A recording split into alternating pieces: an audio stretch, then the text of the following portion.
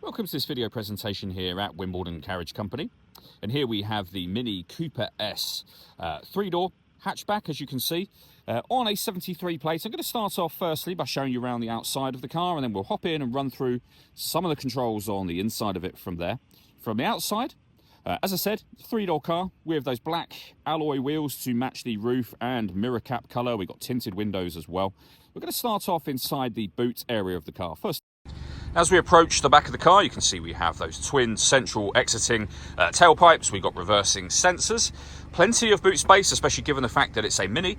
We've got a 60-40 split folding rear seat so that you can increase this space even further, and this tray section can lift from here, stow away behind those rear seats as well to give you even more space again.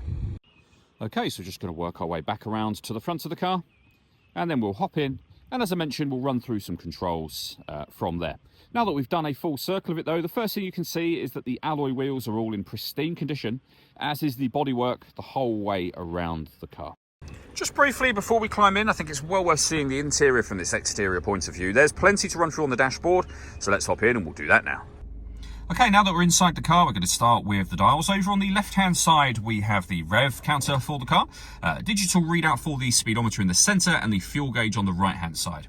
Also in the centre, you can see the total miles there, 7,481. If we back out to the steering wheel next, we've got cruise control and speed limiter on the left-hand side, stereo and phone controls on the right-hand side, your plus and minus paddles so that you can change up and down a gear manually with this automatic gearbox as well. And then over into the centre, the main touchscreen for the car. So, of course, you can use the touchscreen, but you don't have to. You can use this dial just here and the buttons that surround it to operate everything on the screen should you wish to. So the dial, for example, you can see as I rotate it, it will take you through these various options. You can access this panel over to the left-hand side, which is where your main options can be found. So, for example, your media. So we have DAB, FM radio. You've got Bluetooth audio, so once you paired up your phone, you can make and receive phone calls and stream your music wirelessly.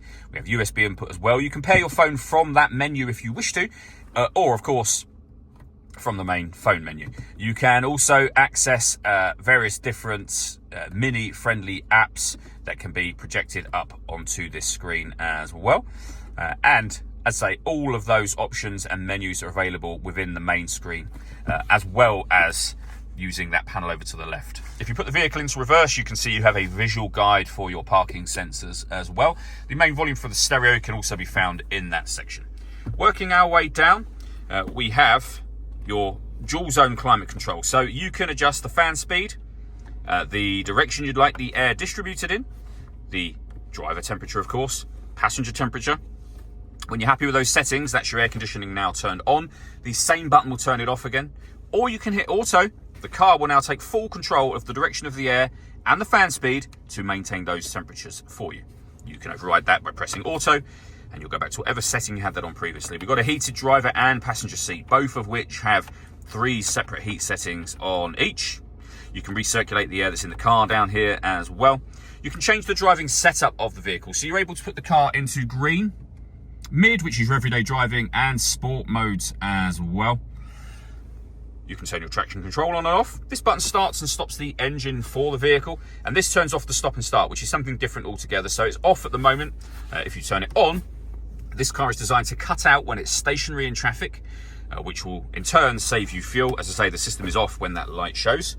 We have a 12-volt charging socket, USB input, 2 cup holders, and then the gear lever for the fully automatic gearbox.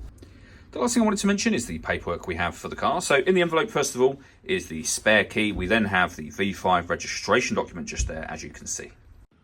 All that leaves me to say is thank you for taking the time to watch this video. If you'd like to come and see the car in person and have a test drive, or you'd like a live bespoke video tour, please feel free to give us a call here at Wimbledon Carriage Company. We'd love to hear from you.